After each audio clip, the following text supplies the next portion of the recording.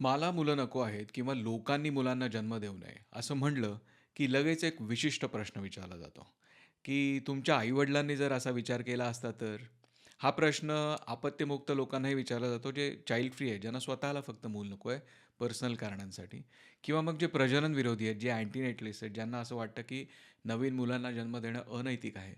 त्यांनाही हा प्रश्न विचारला जातो, की तुमच्या आई जर असा विचार केला असता, तर मग काय? आणि हा प्रश्न थोडासा भावनिक आहे. भावनांना उत्तेजित करण्याच्या दृष्टीनेच हा विचारला जातो. त्याच्यामागे उद्देश असा आहे, की तुम्ही ट्रिगर व्हाल. तुम्हाला असं वाटेल, की "अरे, असं कसं काय? माझ्या आई-वडिलांनी मला जन्म दिला नसता तर मग काय?" असं तुम्हाला काहीतरी वाटेल, असा प्रश्न पडेल. जेणेकरून तुमचं मग मत बदलेल. अशा उद्देशाने हा विचारला जातो. सो हा रेटॉरिकल थोडासा प्रश्न आहे.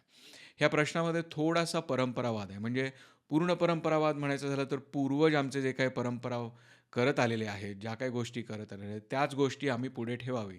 ह्याला म्हणतात परंपरा आणि ही चालू राहावी हा हा जो आग्रह आहे, ह्या वादाला म्हणतात परंपरावाद.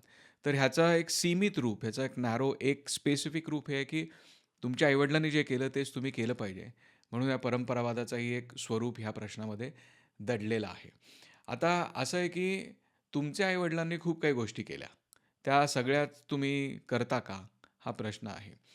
उदाहरण सांगतो आणि मी मुलांच्या बाबतीतच घेऊन सांगतो, की माझ्या आई-वडिलांना 2 मुलं झाली, मी आणि माझा भाऊ.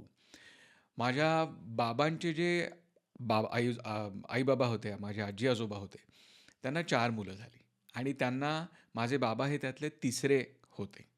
तर जेव्हा माझ्या बाबांनी निर्णय घेतला, की आपल्याला 2 मुलांना जन्म द्यायचा आहे, तेव्हा त्यांना कुणी विचारलं नाही, की "अरे, तुमच्या आई तर 4 मुलांना जन्म दिला. त्यांनी तुमच्यासारखा विचार केला असता, तर तुम्हीच अस्तित्वात आला नसतात. मग कसं काय तुम्ही फक्त 2 मुलांवर थांबता?" असं त्यांना कोणीही विचारलं नाही. तो काळ माझ्या आई काळ हा 70-80च्या दशकातला होता. हम दो हमारे दो तेव्हा नवीन येणारी फॅशन होती. सरकारकडूनही कॅम्पेन्स चालू होते अशा दृष्टिकोनातून आणि जनरल मध्यमवर्गीय हा 2 मुलं किंवा जास्तीत जास्त 3 मुलांना जन्म देत होता त्यावेळी आणि तसंच त्याच ओघात, त्याच प्रवाहात माझे आई होते.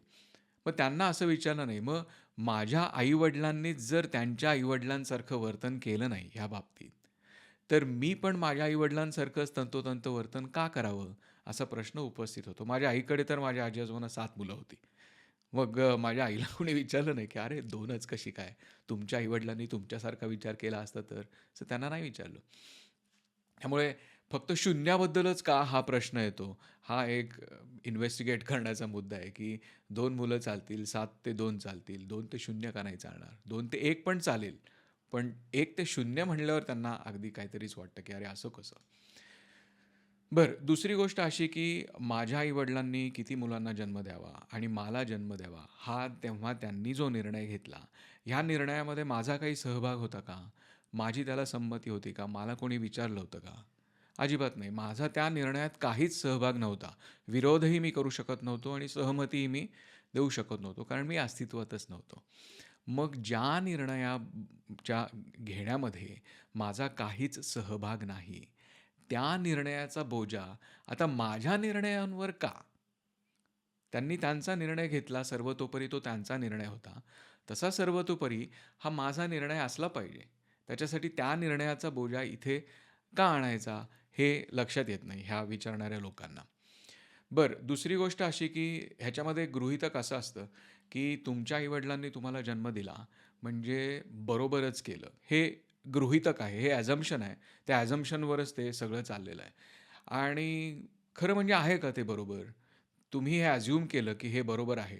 पण माझ्यासारखा माणूस म्हणेल, की ते बरोबर नव्हतं. तो निर्णय चुकीचा होता.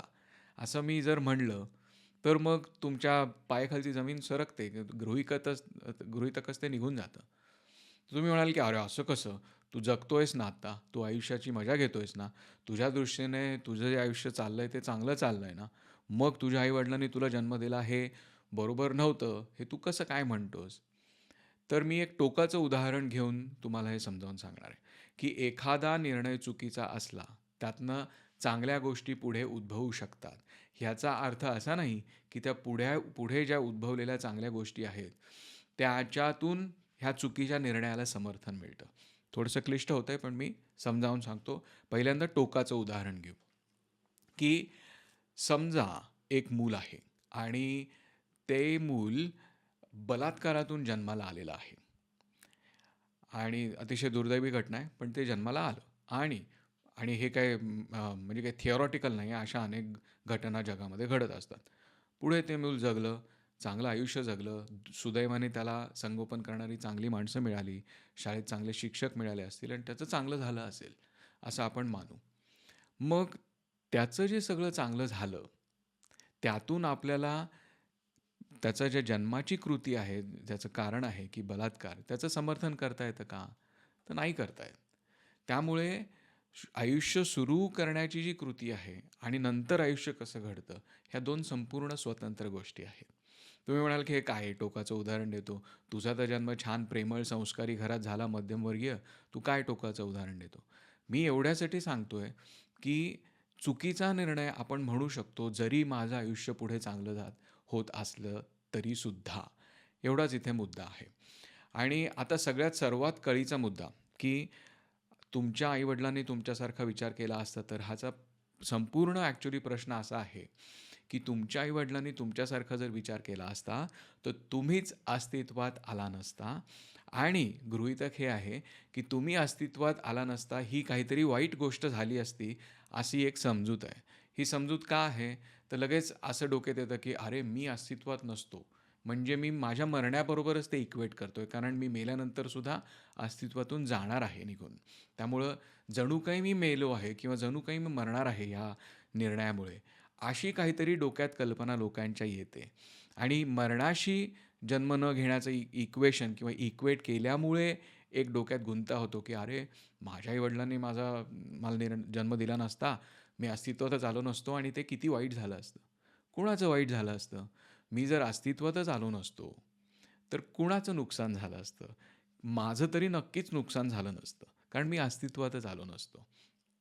तुम्ही म्हणाल, की "अरे असं कसं? आत्ता आयुष्य छान उपभोगतोयस ना तू." पण आयुष्यामध्ये अनेक दुःख, यातना आहेत. आत्तापर्यंत जन्मापासून मी भोगलेल्या आहेत आणि इथून पुढे माझ्या मरणापर्यंत मी भोगणार आहे. त्या सगळ्या यातनांपासून ॲक्चुअली माझा बचाव झाला असता.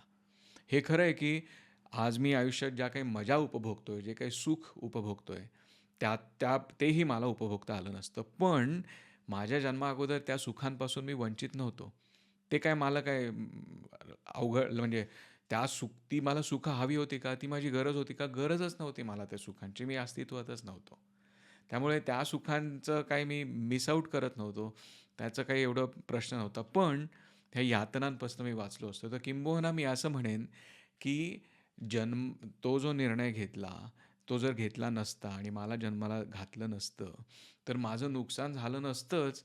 उलट ते जास्त योग्य झालं असतं. हा प्रजनन विरोधी विचार आहे, की मी ह्या सगळ्या यातनांपासून वाचलो असतो.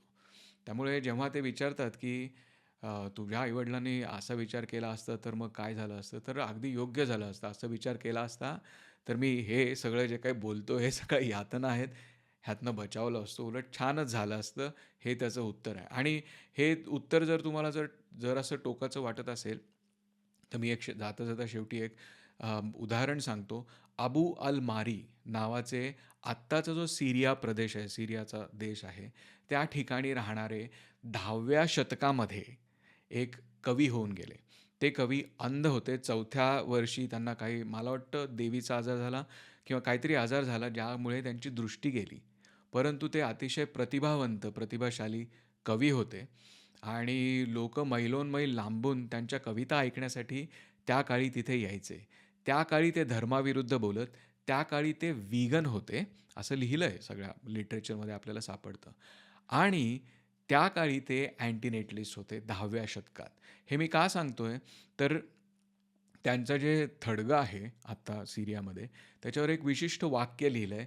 ते वाक्य ह्या प्रश्नाशी निगडीत आहे, की तुमच्या आई जर असा विचार केला असता, तर काय झालं असतं? आमच्या आई जर असा निर्णय घेतला असता, तर चांगलं झालं असतं. आमच्या आई आम्हाला जन्म देऊन चुकीचा निर्णय घेतला, हे मी सांगतोय. हा माझा दावा आहे. आणि अशा आशयाचं वाक्य अबू अलमारी ह्यांच्या थडग्यावर लिहिलेलं आहे. ते वाक्य काय आहे, की "this is my father's crime against me, which I myself committed against none." म्हणजे माझ्या वडिलांनी माझ्यावर जो गुन्हा केला, तो मी पुढे कुणावरही केला नाही, कारण मी नवीन मुलांना जन्म दिला नाही. हा मुद्दा आहे. हे उत्तर आहे तुमच्या आई तुमच्यासारखा विचार केला असता ह्या प्रश्नाचं.